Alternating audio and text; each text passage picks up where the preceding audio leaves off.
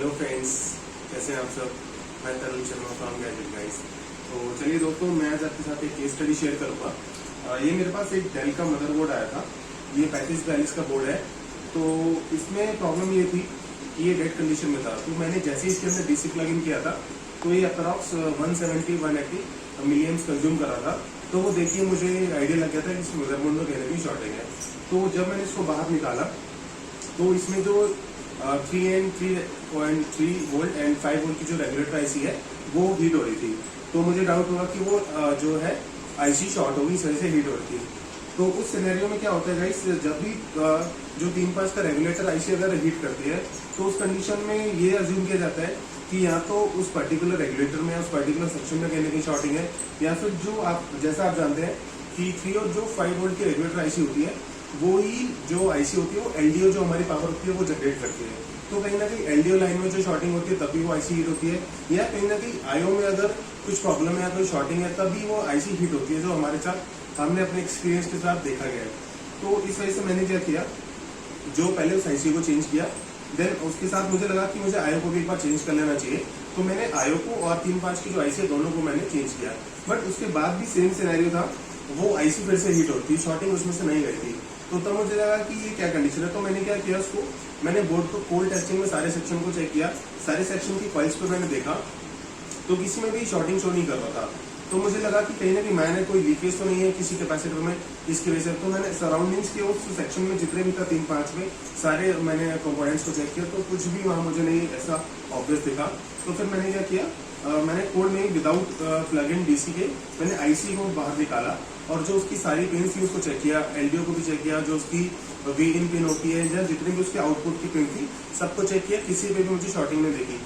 एक चीज बताना चाहूंगा दोस्तों कि जिस तरीके से मैंने अभी बताया कि मैंने आईसी को बाहर निकाल के चेंज किया, बट अगर आपको किस कंडीशन में आईसी निकालनी है ये ध्यान आपको रखना बहुत ज्यादा जरूरी है।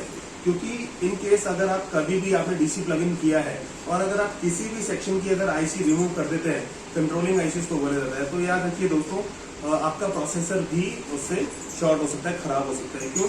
क्योंकि जो आईसी का जो मेन काम होता है वो सेक्शन के पर्टिकुलर पावर को कंट्रोल करना है। यानी कि अगर 3 और 5 का जो सेक्शन है तो उसमें जो पावर इनपुट होता है वो आप जानते हैं कि उस सेक्शन में जो 2 मॉसफेट होते हैं, अपर मॉसफेट एंड लोअर मॉसफेट, उनके थ्रू पावर उसमें इनपुट किया जाता है। और जो आईसी होती है वो कंट्रोलिंग होती है, यानी कि वो कंट्रोल करती है कि कितना पावर आगे उसको ड्राइव करना है, यानी उस मॉसफेट से कितना पावर आगे भेजना है। तो वो जो काम होता है वो आईसी का होता है। तो आप प्लीज मेक श्योर ये गलती कभी ना करें कि आप प्लग इन आपने पावर किया है और आप किसी भी सेक्शन की अगर उस आईसी को हटा देते हैं तो वो अनकंट्रोल्ड पावर, यानी कि जो भी आपने डीसी प्लग इन किया हुआ है, बैटरी आपने लगाई है, वो अनकंट्रोल्ड पावर 19 वोल्ट या जो बैटरी की पावर है वो डायरेक्ट उस सेक्शन में जाएगी और सबको शॉर्ट कर देगी। इवन अगर वो डायरेक्ट पीसीएस तक गई है, आपके प्रोसेसर पे गई, तो उसको भी शॉर्ट कर सकती है। तो हमेशा ये ध्यान रखें, जब भी आप किसी सेक्शन को अगर आप चेक कर रहे हैं तो एक बार उसका पहले पावर निकालिए, उसके बाद उसका आईसी को हटा के आप चेक करिए। अदरवाइज आप क्या कर सकते हैं, अगर आपको डीसी प्लग इन के साथ साथ ही आपको चेक करना है तो उस पूरे सेक्शन के जो दोनों मॉसफेट है, अपर मॉसफेट एंड लोअर मॉसफेट, उसको रिमूव करें साथ, उसके बाद आप आईसी को अगर रिमूव करते हैं तो आपके बोर्ड में कोई इशू नहीं आएगा। बट इस चीज का आपको ध्यान रखना बहुत ज्यादा जरूरी है।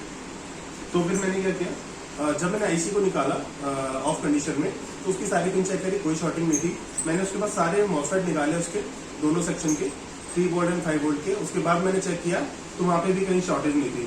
फिर मैंने जब देखा कि ऐसे मुझे कुछ भी, क्योंकि मेरे पास थर्मल सेंसिंग कैमरा नहीं है कि मुझे अगर मैं लगाऊं और मुझे शॉर्टिंग पता चल जाए कि पूरे बोर्ड में कहाँ पे, तो मैं मैनुअली हाथ से चेक कर रहा था, मुझे कुछ समझ नहीं आता क्योंकि कुछ भी चीज हीट नहीं होती।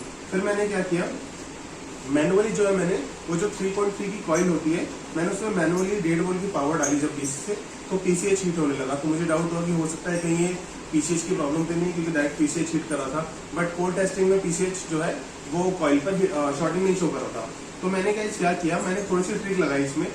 मैंने क्या किया, जो आईओ है, आईओ की एक एक पिन को मैंने कोल्ड टेस्टिंग में यानी कि ऑफ मोड में कंटिन्यूटी रेंज में चेक किया मैंने, तो उसमें जो है अप्रॉक्स 6 या 7 पिन जो है वो बीप कर रही थी। तो पहले मैंने इसको स्कीमेटिक से चेक किया कि जो उसमें से टोटल 6 पिन थी वो ग्राउंड की पिन थी, बट उनके अलावा एक पिन ऐसी थी जो पावर लाइन की तरह वो शॉर्टिंग शो कर रही थी। तो वो ऐसी शॉर्टिंग थी जो मुझे सेक्शन में जब मैं कॉइल्स पे चेक कर रहा था तो मुझे नहीं दिखी थी वो चीज। तो वो मुझे आईओ से आइडिया लगा किस पर्टिकुलर लाइन में आई थी। तो गाइस वो जो शॉर्टिंग थी वो आरटीसी सेक्शन की थी, बट वो आरटीसी सेक्शन में जब मैंने ऑफलाइन में उसको ऑफ मोड पे चेक किया तो वहाँ शॉर्टिंग नहीं दिखा रहा था। एक्चुअल में आरटीसी की जो सेक्शन की पावर थी वो आगे जाके एक छोटी सी उसमें 3 पिन की आईसी लगी थी, वहाँ 2 पावर मर्ज हो गए, तीसरी पावर बन रही थी आरटीसी ऑक्सिलरी S5 में। तो उस शॉर्टिंग जो थी उस वाली लाइन पे शॉर्ट था और वो जो पावर है वो डायरेक्ट पीसीएच को जा रही थी। तो जब मैंने ऐसे इस तरीके से चेक किया तब मुझे पता चला कि शॉर्टिंग है। तो मैंने वो जो 3 पिन की आईसी थी उसको निकाला और वहां मैनुअली जब मैंने पावर डाली तो उसके बाद मुझे पता चला कि जो पीसीएच के पीछे एक कैपेसिटर था, छोटा सा कैपेसिटर, वो शॉर्ट था, जिसकी वजह से जो पूरी शॉर्टिंग वो शो कर रहा था। तो चलिए दोस्तों, आइए मैं आपको एक बार दिखा देता हूँ कि मैंने किस तरीके से चेक किया था। ये आप देख रहे होंगे, इसमें जो 3-5 की आईसी है ये बहुत ज़्यादा हीट हो रही थी पहले। इसको मैंने कम्प्लीटली चेक किया था, तो इसमें मुझे इसको निकालने चेंज करने के बाद भी, और ये जो आईओ लगी है साथ में, मैंने दोनों को चेंज किया था। दोनों को चेंज करने के बाद भी सेम कंडीशन थी। तो आप ये देख रहे होंगे पूरा सेक्शन है, ये दोनों मॉसफेट है, इनके अपर मॉसफेट और लोअर मॉसफेट। तो मैंने इन दोनों को भी निकाल के और उसके बाद आईसी निकाल के फिर मैंने चेक किया था। तो आप भी थोड़ा ध्यान रखें इस चीज़ का कि अगर आपको कभी मैनुअली चेक करना है तो प्लीज़ मेक श्योर आप मॉसफेट जरूर हटा दें, क्योंकि मॉसफेट ही होते हैं जिनसे उस सेक्शन में जो पावर इनपुट की जाती है, और ये इस आईसी से जो भी सेक्शन की आईसी होती है वो उस पावर को कंट्रोल करती है। तो मैंने इन सबको निकालने के बाद, चेंज करने के बाद देखा तब भी सेम कंडीशन थी। फिर इन आईओ की मैंने हर एक पिन पे जाके कंटिन्यूटी पे जब चेक किया था तब मुझे पता चला कि जो आरटीसी सेक्शन का एक 3 पिन की आईसी मैं आपको दिखाना चाहूँगा, एक ये वाला था। तो यहाँ पे जो पावर था, मैंने जब इधर चेक किया कंटिन्यूटी में तो ये शॉर्ट बताने लगा। फिर मैंने मैनुअली जब पावर डाली तो ये पीसीएच का जो बैक साइड का एरिया है, यहाँ पे इसके पास एक छोटा सा यहाँ पे कैपेसिटर लगा हुआ था जो कि शॉर्ट था, उसकी वजह से पूरा बोर्ड में प्रॉब्लम आ रही थी। तो मैंने जैसे इसको रिमूव किया, और इवन फिर मुझे इसका नंबर नहीं समझ में आ रहा था कि मैं स्कीमेटिक में ये देखना चाहता था कि स्कीमेटिक में वो कौन सा, जो किस लाइन पे लगा हुआ कैपेसिटर है। तो मैंने क्या किया, ये जो हीट सिंक का जो बेस लॉक होता है इसको निकाला, और उसके नीचे बैक साइड में मैंने जब उसकी नंबरिंग चेक किया तो मैंने देखा कि वो जो आरटीसी सेक्शन का कैपेसिटर था, इसकी वजह से पूरा बोर्ड शॉर्टिंग शो कर रहा था। तो दोस्तों, मैंने इस तरीके से इस बोर्ड में, थोड़ा सा ट्रिकी था ये मेरे लिए भी, और जो मैंने इसमें ट्रिक लगाई शॉर्टिंग निकालने के लिए, आप भी वो चीज ट्राई कर सकते हैं निकालने के लिए, अगर इन केस आपको ऐसे मैनुअली देखने पे किसी सेक्शन की कॉइल पे शॉर्टिंग नहीं मिलती है। क्योंकि जैसा कि आप जानते हैं, जितने भी हमारे सेक्शन होते हैं सभी की पावर आईओ पे जाती है, सारे सिग्नल्स होते हैं हमें आईओ पे मिलते हैं। तो आप ऐसे भी चेक कर सकते हैं किसी बोर्ड में शॉर्टिंग के लिए, अगर इन केस आपको कॉइल पे शॉर्टिंग नहीं दिखती है तो मैंने इस तरीके से किया, जो मैंने आपके साथ शेयर किया, आप भी ऐसा कर सकते हैं। आई होप आपको भी इस तरीके से समझ में आएगा। तो चलिए दोस्तों, अभी मेरा बोर्ड जो है वो बहुत देखा मैंने ऑन हो चुका है, तो मैं आपको चेक करवा देता हूँ एक बार इसको असेंबली में लगवा कर।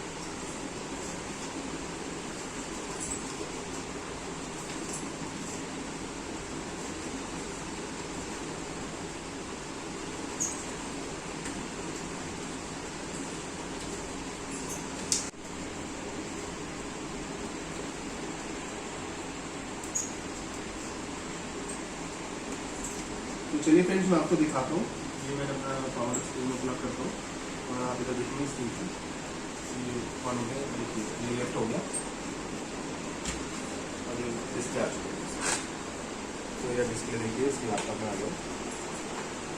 तो ये थोड़ा सा जो है ये ट्रिकी केस था मेरे लिए भी शॉर्टिंग निकालने का, क्योंकि गाइस देखिए, आप जानते हैं कि रिपेयर अगर आप करते हैं तो उसमें आपके पास जितने एडवांस टूल्स होंगे उतनी रिपेयरिंग आपके लिए ईजी हो जाती है एंड टाइम सेविंग हो जाती है। तो अभी तो हमारे पास उतने एडवांस टूल नहीं है, धीरे धीरे हम लोग अपग्रेड करते हैं, बट ये जो ट्रिक है आप इसको यूज कर सकते हैं।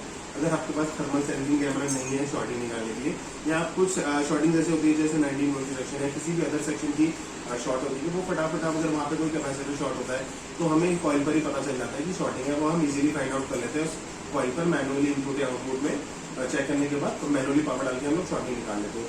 बट कुछ इस तरीके से ट्रिकी केस होते हैं जहाँ पे हम लोग को इतनी इजीली नहीं मिल पाती है शॉर्टिंग, तो आप इस तरीके से चेक कर सकते हैं। अगर आपको वहाँ नहीं मिली तो एक बार आप आईओ पे जाके मैनुअली और ऑफ मोड में आप लोग एक बार देखिए मल्टीमीटर से चेक कर सकते हैं। अगर वहाँ ग्राउंड पिन के अलावा और कोई पिन अगर वहाँ आपको पीक करती मिलती है यानी शॉर्टिंग मिलती है, तो आप वहाँ पे चेक कर सकते हैं स्कीमेटिक में जाके, वहाँ देखिए कि वो किस पिन जो है वो कहाँ जा रही है, किस पावर लाइन की है, किस डेटा लाइन की है।